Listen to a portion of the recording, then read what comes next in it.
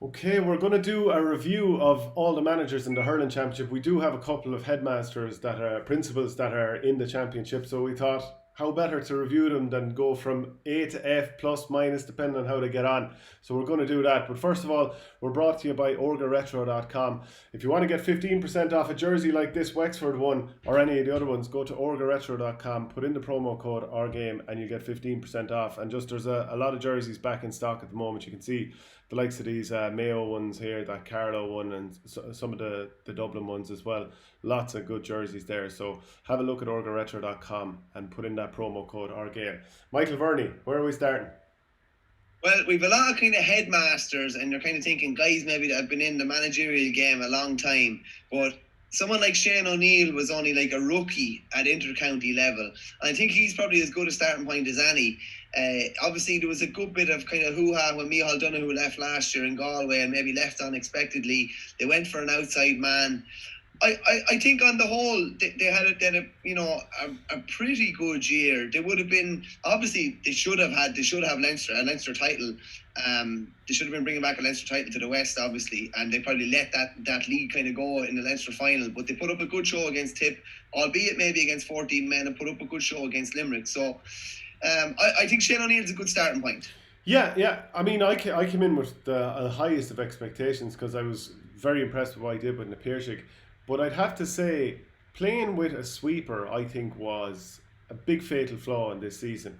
And I think it ultimately cost them. I think it cost them in the Leinster final against Kilkenny, and it also cost them probably against Limerick because they struggled to ever get the ball into their full forward line, and certainly with any numbers up there. And I think the fact that they were level in injury time against Galway or against Limerick is number one, that's good, shows they have the players. But number two, playing with a sweeper and I'd say setting your team up a little bit fearfully. Maybe he's worried about some of the defenders they had. I think that's a black mark. So a lot of good, and that win over Tipperary was brilliant, and pushing Limerick so harder than anyone else is brilliant. But I think there's a black mark with the sweeper and also losing the Leinster final after such a great win over Wexford. Isn't it weird? Like they obviously knew they were going to set up with a sweeper against Wexford, and you were just presuming that wasn't going to be the case thereafter, and yet it was. It was a bit kind of a strange one. Yeah, not something I was expecting from Galway this year. So like definitely take Shane O'Neill out of being in the A category anyway for me. And to be honest, I'd probably have them. They should have a Leinster title. If they won a Leinster title, you're probably maybe looking at a B plus. But maybe just don't know if it was negative. Maybe it was obviously a tad negative, but they were trying to keep themselves in a game against Limerick. I don't know if there was a real belief there that they could beat Limerick playing 15 on 15. So I'd be looking at something probably like a B minus maybe for Shane O'Neill. The only thing I'd say is that he still managed to, after 75 minutes, be level with the subsequent All-Ireland champions, despite the fact that one of your best players is off the field and your talisman in Joe Canning is off the field as well.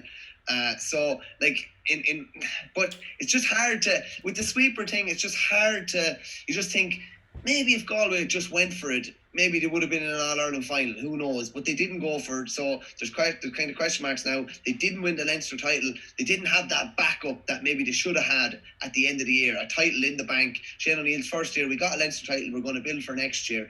They don't have it. So I'm probably looking at something like a B minus, I'd say. I'm thinking probably more of a C plus. I can't get away from losing that Leinster final to Kilkenny. They were in such a good position playing the sweeper when you didn't need to. I think player for player at the moment, Galway should be edging Kilkenny based on some of the lads they have. Even just some of the, moving Davy Burke to sweeper, it didn't work, and then putting him in wing forward and it didn't work. He had 5 balls caught over him in the first half against Limerick, and I just think probably didn't get the best out of Joe Canning either. Obviously did from place balls. He was unreal from them. I think C plus at best here. I think C plus. The only thing I'd say is at least Donoghue would probably unearthed him anyway, but at least they have another star forward in Cloncannon, and they've probably been able to show maybe that Conor Whelan has even more strings to his bow and can play other places.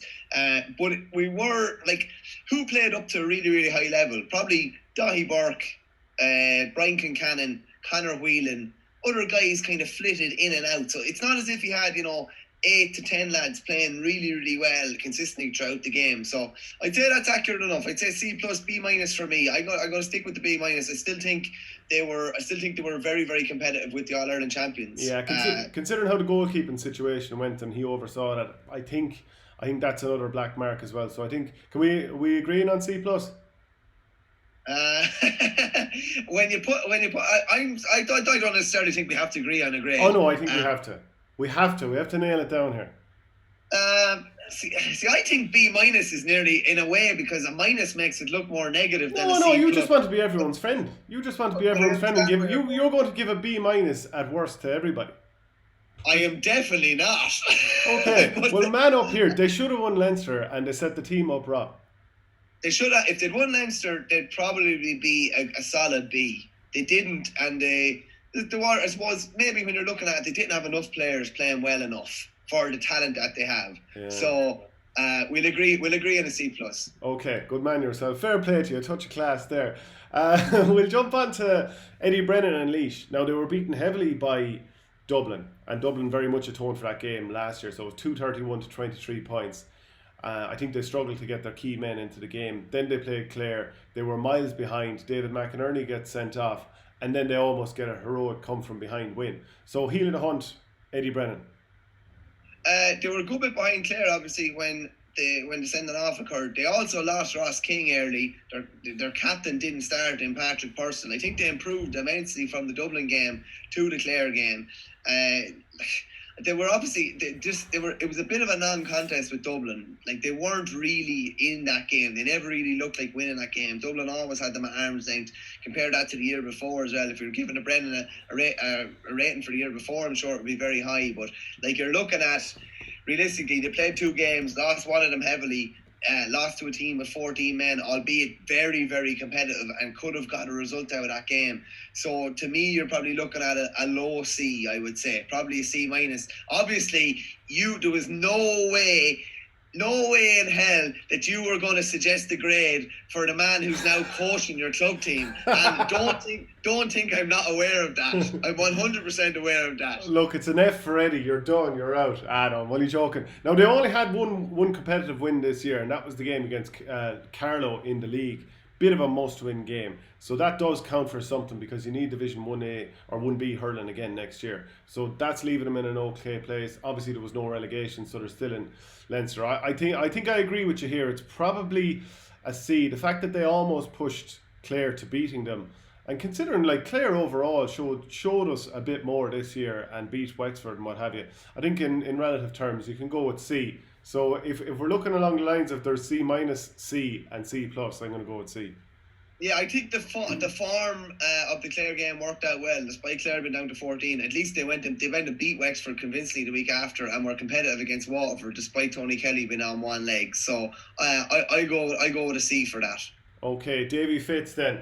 I'm going to go straight in here and say that if you're going to have just 2 2 championship games in a season, now they had a good league because they got 4 wins out of 5 games, but it was definitely on the weaker side of the draw. But if you have 2 championship games and you lose them by a combined 20 points, I can't see any way past an E. Oh, E was what immediately jumped out to me. I got a few of them back in the day. I think I got it in honours accounting in the Leaving Cert back in the day, actually. I should have just taken the past paper, but it was too ignorant. Like I was chatting to Martin Story a couple of weeks ago, just before the All-Ireland hurling final. He just said, like, they didn't look like winning either of the games. Like, they were well behind coming down the stretch. I'm sure there's a lot of questions been asked in his head and amongst his management team and players. What exactly happened? They had a solid league. They were in a league quarter final, but it's all about championship realistically. I don't know if they were undercooked going into championship because they hadn't played club hurling for the guts of about 8 weeks. But it was really a disastrous championship. And if you look at it, they were beaten by Galway, fair enough. Galway didn't end up with any silverware. They're beaten in an All-Ireland semi-final. They were beaten comprehensively by Clare as well, who were obviously beaten well by Limerick and ended up being beaten well by Waterford too. So they weren't beaten by a Limerick. They weren't beaten by a Kilkenny maybe, who ended up with silverware. So I'd be settling on an E. And isn't it funny, if we were having this conversation this time last year, Davy would be in the A category somewhere. And that's the other reason that it has to be an E, that you go from being so good in 2019 to being so, I don't know, just very flat, a little bit insipid this year. So we're agreed on an E there. We'll jump on to Brian Cody, Kilkenny manager. Obviously returned a Leinster title and then got to an All-Ireland semi-final. But, you know, in between the Leinster final win, that game against Dublin, you're 16 points ahead and you collapse to be level and you see it out, which is obviously a good thing. And then you're well ahead against Waterford and you collapse again. So where do you fall here? I'm probably, to be honest with you, there were definitely highs and lows. I'm probably looking at a high B though, because I still think he's winning silverware with a team that without being disrespectful to anyone, it's not the strong. It's probably one of the weakest teams he's had during his reign. The strength and depth is just not there. If you look at it, you put them up against Limerick or you put them up against Galway, you're thinking, who are the athletes here? Do Kilkenny have any of those like rampaging half forwards? They have a certain type of player, but I don't think they have maybe players that work as well in the modern game now. So I still think the fact that he managed to win silverware again. And if you're basing on the last couple of years, I'd say it's probably a B plus for me, Shane, being honest with you. But it's hard to get away from the fact that it's conceded 2-17 against Waterford in the second half. We're in a really, really good position at half time, 9 points up. So when is it? Okay, these are negating things going against it. They conceded a 16-point lead against Dublin, and the game went back level. Okay, fairness, they won. When has that ever happened before? They conceded a 9-point lead against Waterford at half time. Like, I can't remember that ever happening before either. They're some of the negatives, but I still think to win a Leinster title as they did, they're the only other team apart from Limerick that ended up with silverware this year, any meaningful silverware. Yeah, now I have said before, they've kind of had some tough second halves in the last couple of years, and mainly probably against Tipperary, and then obviously there was the late collapse against Waterford in extra time in 2017. So it's happened a little bit, but I do take your point that he's doing more with less. I think in the last year or two, he doesn't have the same profile. He probably doesn't have the same pace in the newer players that have come through in the last couple of years. And obviously then some of the star guys are getting a little bit older, and yet they're still relying on them. And if they're turning 33 and 34 next year, some of these guys, and if he's dropping his captain in Colin Fennelly and Wally Walsh is dropping onto the bench as well, the fact that he's still returning a Leinster title, and obviously Richie Hogan is a huge part of that, and TJ Reid of course, that's you can't ignore that. This isn't the same level of team, but the flip side is, I did some analysis of the puckouts before the All-Ireland final with Sean Flynn, and people can look that up there on the site.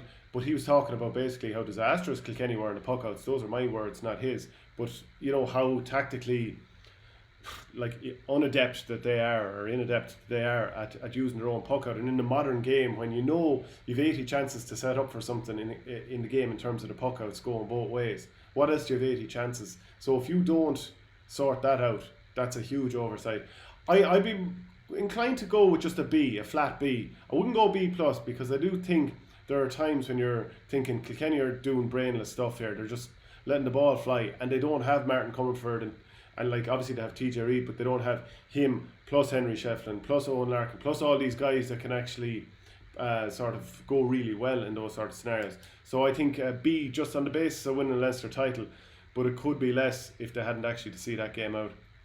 There's times when they just rip up the script of what modern hurling is, and they just continue to do their own things and it still works. But then there's other times when, particularly when games are going away from them, when they continue maybe to do the same thing and it just doesn't work maybe in the modern game as well as it did. So I'd be happy with a B. B plus might have been a bit generous. If they went down by a point to Waterford in an All-Ireland semi-final in a belter of a game, maybe we're looking at a B plus. But a B is fair enough. Okay, so my new hurling club manager we've talked about already, Eddie Brennan, head coach I should say. Now my former manager, Matty Kenny, after a season with Dublin where they atoned against Laois for what happened last year and beat them very, very well in the championship. Then, as we've already said, going miles behind against Kilkenny, when I felt that they picked the wrong matchups and they should have started with a sweeper, and when they did, they turned the game around and drew it back level. Then, fairly insipid performance, I would have said, against Cork, losing quite heavily down in Thurles. And again, I think the puckouts were an issue, and obviously the team does lack a bit of pace, so he's kind of caught that way. What do you think? No. What do you think? Throw a grade out there and I'll discuss it. I would say Right. Let me just see. How do I somehow make this sound like a good season? It's a tough one to do, like, because it's not a good season overall. Like, possibly could have beaten Kilkenny if the team was set up in the correct way from the start. In what I would see it, in that you play with a sweeper and then you have Owen O'Donnell and TJ Reid from the get go in the game. Did very well in that Laois game. Unearthed maybe one or two players, but I don't know. I think a D plus at best. Oh, I didn't think you'd go there, but I think that's where you have to go. Yeah. Realistically, I saw them. Because I'm a man, and I'll call it. And he won't talk to me now, but I'll call it. I saw them during the league against Clare as well, and I thought they were kind of miles off. And while they looked brilliant against Laois and looked brilliant at times against Kilkenny, they were miles off again against Cork. Fair enough, a fired up Cork who were, probably maybe a bit rocked after being beaten by Waterford first time out. But I just wonder about the strength and depth in the Dublin panel. I wonder about particularly guys, maybe ages, 20 to 23, and those guys, have they got that level of player coming through that the majority of other counties have coming through? Now, we saw their 20s against Offaly, and they obviously booked a Leinster final place to beat Wexford quite convincingly the other night, and there were some very good players on show, in fairness. But I'd say, based on what they did this year, it's very hard to give them anything other than probably a D plus. I'd say is fair. Yeah, and I'd have to say, I don't necessarily think any superstars are coming through. It's going to be hard to turn it around. So I do think the level of the task, like we spoke about Brian Cody and the fact that he's trying to do more with less, and I think Matty Kenny to some degree is certainly doing that as well. The players that they had 5 or 6 years ago were probably of a higher standard. So he's trying to turn water into wine there. There is some talent there, but they've a way to go. Because when you dip down into that panel, you're in a little bit of bother, and as soon as you get injuries, you're not in a great place. And we have to call it, the only wins that Dublin have had this year were in the league against Laois, Carlow, and in the championship against Laois. So they'll be needing a little bit more, which is a far way away from beating Galway last year. And they've been pushing Wexford and Kilkenny very close for the last few years. They're not that far away, but they are lacking that bit of class at the top end of the field. Well, when we did power rankings, we were probably looking at Laois at 10, and we were probably looking at Dublin 8 or 9, and Cork were the ones that just ahead of them, Cork and Wexford, and they were obviously beaten by the team just ahead of them in the power rankings. Like they didn't beat anyone of note in this year. I'm not being disrespectful to Laois, but they beat a team that they were expected to beat, and lost to a team probably that they were expected to lose to. I'd be a bit concerned now next year. I'm just wondering what can they do next year that's gonna bring it on a bit from this year. And as you say, I'm not so sure if they have the players up top. Donald Burke having him back on board is huge, but I'm not sure if they have those real attacking threats. I don't know if they have those kind of one or two marquee forwards that nearly every other team has, at least one or two. Yeah, well, here's the test now. I would have said about John Kiely, and we'll talk about him first in the Munster teams, is that in the last 3 or 4 years, players that were good are getting better and better and better and better, and that'll be the challenge for the likes of Matty. So we'll move on to John Kiely, one of the headmasters that we've talked about here, principal in Abbey CBS in Tiptown. I think, look, it's an A plus, isn't it? 13 from 13. They won the 4 trophies that were available to them this year, and crucially, they produced one of their best performances of the year on the biggest occasion. So a year, probably, I think it was just over a year since they won the Munster Co-op. They win the Munster All-Ireland. It was a phenomenal year, really. And as I said, to be able to deliver their best when it was needed the most. What players were off form for Limerick this year? I don't know, were there any of them really off form? Galan had an injury or two, maybe he was off colour in a couple of games. A couple of other lads maybe didn't light it up every day. Mulcahy maybe, we know Graham Mulcahy's brilliant, but yeah, a little bit up and down. He was still man of the match in the Munster final. They all delivered, big performances at different stages. As I said, the perfect kind of 13. It's very, very hard to get away from an A plus, and I think he's building something that's very, very exciting. And even I love to see even his emotion when he was going up getting the cup, and to see what he meant to the lads and the ovation that they were giving him. And you could just we kind of talked about before, I think he's a mixture of a bit of the coldness of Brian Cody and the arm around the shoulder maybe of the modern manager. I think he's a really happy balance between those two, and he's setting the bar now realistically. Yeah, so we're agreeing on an A plus there. Let's move on to Tipperary again. It's a pity now we're not reviewing the off-league manager. We might find a way to shoehorn that in there. I feel compromised at all times here. Liam Sheedy, you kick us off here. I know you're going to throw it back to me, but you kick us off. Tip haven't matched up well against Limerick in recent years. There's no point in saying any different. Some fella took a pop at me on Twitter there a couple of weeks ago. He said it was some dross that I wrote in the paper, because I said basically if Kilkenny hadn't beaten Limerick in last year's All-Ireland final, Limerick probably would have been going for 3 in a row when they won the All-Ireland final against Waterford. Yeah, so that's what he said, and then a couple of people liked it, some Tip folk liked it, and then someone came in and said, in fairness, they've handed Tip their arses since 2018, so you can't really have much of a complaint. We gave them lots in that dead rubber game last year in the group stage. If that's what you're holding on to, then we have a serious problem. I think importantly, like for Tip this year, they're obviously they went down bad against Limerick. That was Limerick's second game. It was Tip's first. But like crucially, that they did bounce back, and I thought that was a really good performance against Cork, despite the fact that a lot of guys maybe weren't going as well as they had been the year before. There was no sign of bubbles. Noel McGrath looked leggy. Brendan Maher maybe looked a bit leggy as well. Pádraig Maher the same. They managed to pull out that big result despite the fact that a lot of lads weren't going well. If Barrett hadn't been sent off, I think they probably would have beaten Galway, being honest with you. I think they were hurling pretty well that day, and that kind of just totally changed the game with 15 or 20 minutes to go. As regards a grade, if you're looking at All-Ireland defences, it definitely wasn't shambolic. It wasn't brilliant. I think it was solid, I'd say. They were solid at different stages despite the fact that they were off form. I'm probably looking at something around the C category, I'd say. C, maybe C, a standard C or a C minus, something like that.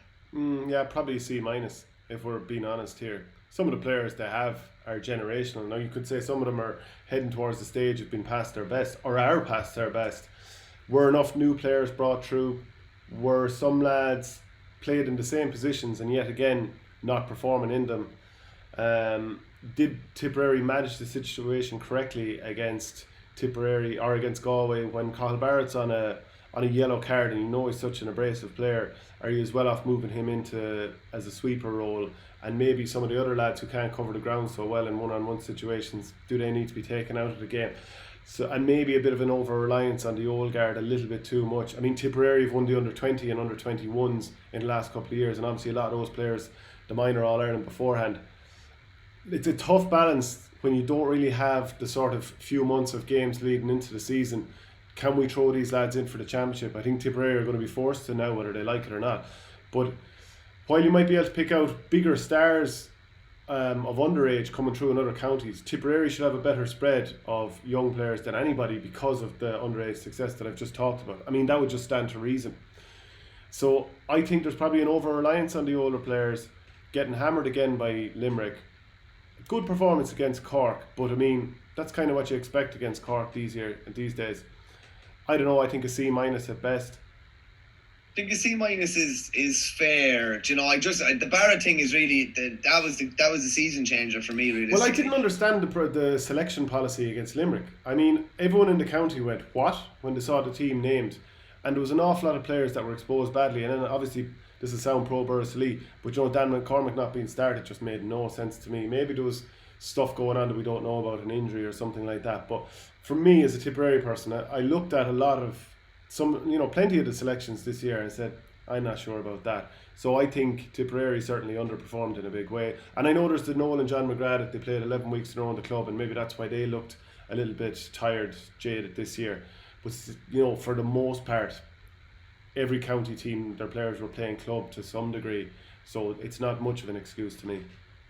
No, the big thing going into 2021 for Tip is how do they find that energy that they're going to need probably to beat a Limerick to win an All-Ireland. I think that's probably the big one, and it's merging the old and the new probably there is going to be, and it's a fine kind of a balance. So having won an All-Ireland in his first year back, Sheedy's going into his third year now, and it's weird. It's almost like he's building now or rebuilding now in his third year, so it's kind of an unusual one. But based on what we saw this year, I think from championship action, I'd say C- is fair realistically. Yeah, Liam Cahill then. So if we can go for a positive Tipperary story, Liam Cahill showed what can be done in the space of 1 year when he's moved on from a lot of the experienced players. So Noel Connors, he obviously left off the squad. Maurice Shanahan the same. Philip Mahoney, he decided to end his Waterford career, and then Pádraig Mahoney did his cruciate. And still, despite all that, great performance in Munster to beat Cork, first win in 2 years, or after 2 winless seasons, so first win in 3 years really. Then going into an All-Ireland semi-final, beating Kilkenny the way they did, coming from behind, a lot of players who hadn't played much in Croke Park. And then, yes, they were always well behind in the All-Ireland final, and they looked a nice bit off the mark. But I think in the heel of the hunt, a great job from Liam Cahill. Massive job. Like he's an A. Like I think he's just off an A plus realistically. He had a massive year. They ended a massive famine, having not won a championship game since the 2017 All Ireland final. They did so convincingly against Cork as well. They gave Limerick.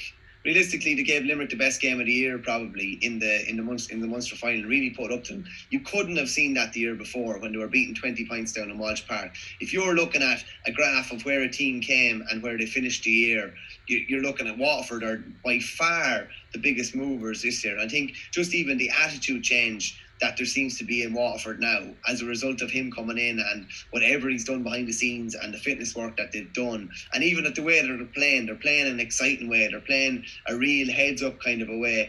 I think like by far he's the biggest mover in Munster and Ireland, I'd say this year, and any of the teams, and I'd say like you couldn't give him anything less than an A. Do you know what, if they hadn't lost the final by 11 points, I'd probably be saying A plus. Just to get Austin Gleeson back playing near his top level, Jamie Barron near his top level, Ty de Burka at his top level, and of course losing him to Cruciate, that was huge in the final.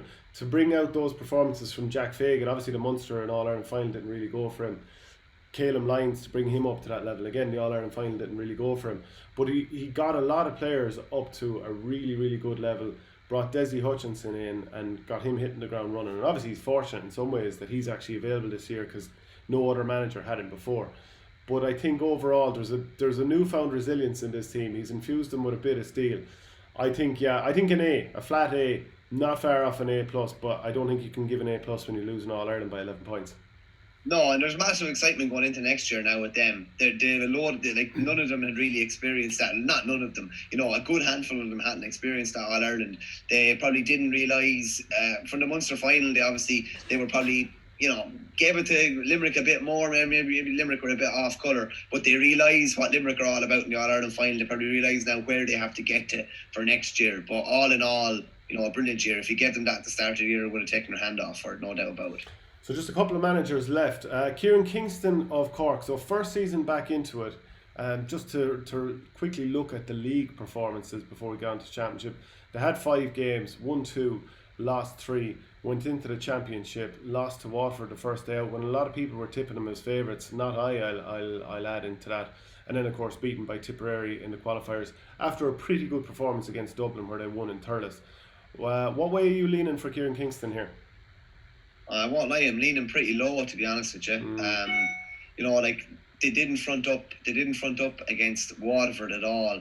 They beat Dublin fairly convincingly, fair enough. There was a bit of a bounce, and they performed well for 60 minutes against Tipperary. But I'd be looking down towards a D, being honest with you, just because I think we saw a lot of the same failings that we'd seen in previous years. Now, if we were having this conversation and maybe there'd been a turnover in the squad before the year and you're thinking, oh, these guys are, he let some guys go, he gave some guys their chances, they'll be better again next year, I think we'd probably be having a C conversation. But because this is his second term and maybe it took him till the end of the first year maybe to regenerate the panel and introduce a load of guys, I think you'd have to be looking at a D. Like what were his 2 questions before? In my head, I was saying, what is Kieran Kingston going to do when he comes in? He's going to have to find 3 and he's going to have to find 6. And fair enough, Owen Callaghan was injured probably at different stages, and they tried Rob Downey and different guys at 3 and 6, and Damien Callahan actually started full back against Tipperary. But is he any the wiser now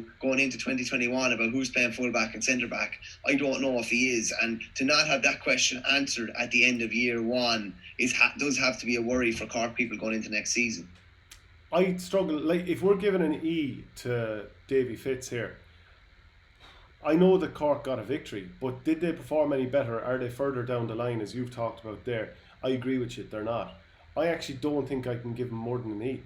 I really don't, because I know. The only thing I'd say about that is I think the E would be a small bit harsh, in the sense that they did, like, 60 minutes against Tipperary. It looked like that game, just hear me out for a second. That game against Tip, it looked like they were going to kick on. Now, they didn't kick on, but that's against, a big All-Ireland contender. They obviously swatted Dublin aside with the minimum of fuss, realistically. So that's what, we could base it all on, the first game against Waterford and didn't show up. That's part of it, obviously. But I think at least they fronted up against Dublin.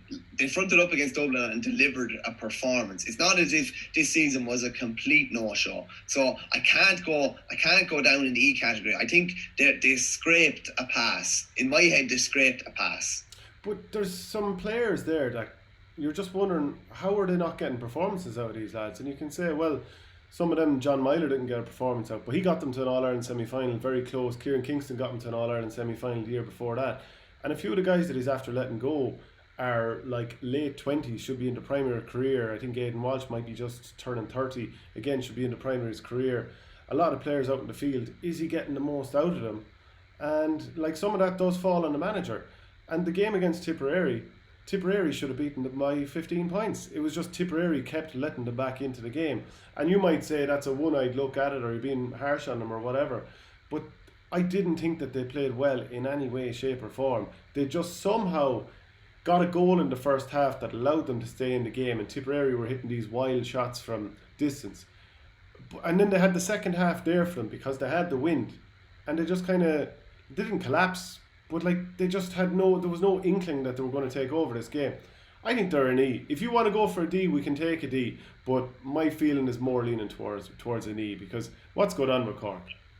Yeah, no, I agree with you. You would have to question what's going on. At least they did. The difference between them and Wexford is at least they delivered a performance and won a championship game convincingly. Yeah. Now, on paper, should they've been winning that championship game anyway? Yes, they should have had. But at least they delivered a commanding performance against, a top tier team in championship. So I think they just scrape a pass. I give them a D minus, but I understand where you're coming from. Yeah, and if we were giving Matty Kenny a D plus, to give a man whose team beat them as something lower would probably be a little bit unfair.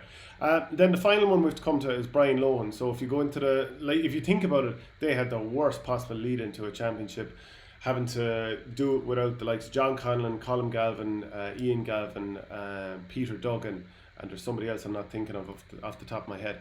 But to do it, Podge Collins obviously went over to the footballers, and to draw Limerick in the quarter final. That was the toughest possible route to have to championship glory. Yes, they were beaten by 9 or 10 points by Limerick. Then they scraped over Laois. Then they had a brilliant win over Wexford, and then obviously lost by about 10 points against Waterford. But we all know about Tony Kelly getting injured, and they played relatively well for about 55 minutes of the game. What way are you leaning on this? To be honest with you, like, me and you had them totally written off before the championship started. Did. And we might do the same next year.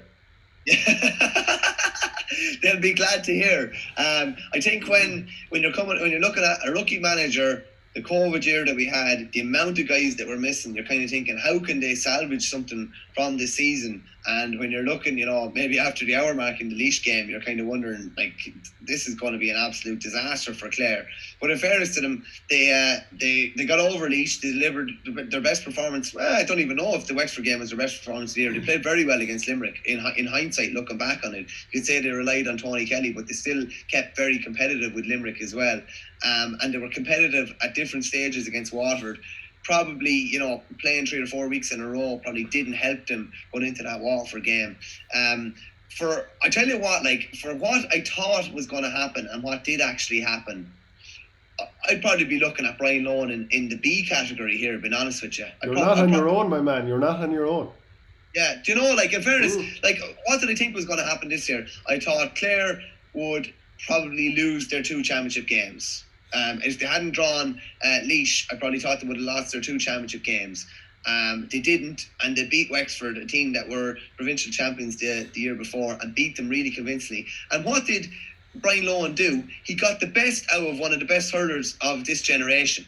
He got, that's the best Tony Kelly has played. We've seen it at club level. We saw it at county level for the first, not being, smart, but he was brilliant in 2013, but he was on a different planet this year. In those 3 games where he was fit, he was unbelievable. So a manager getting the best out of his best player, and, Cahill Malone and Rory Hayes and Jason McCarthy and these other new faces coming into the mix. He was missing his captain. He was missing Dave McInerney for the Wexford game as well, wasn't he? Do you know what I mean? So I think you're looking at a B minimum, maybe a high B, but definitely a B.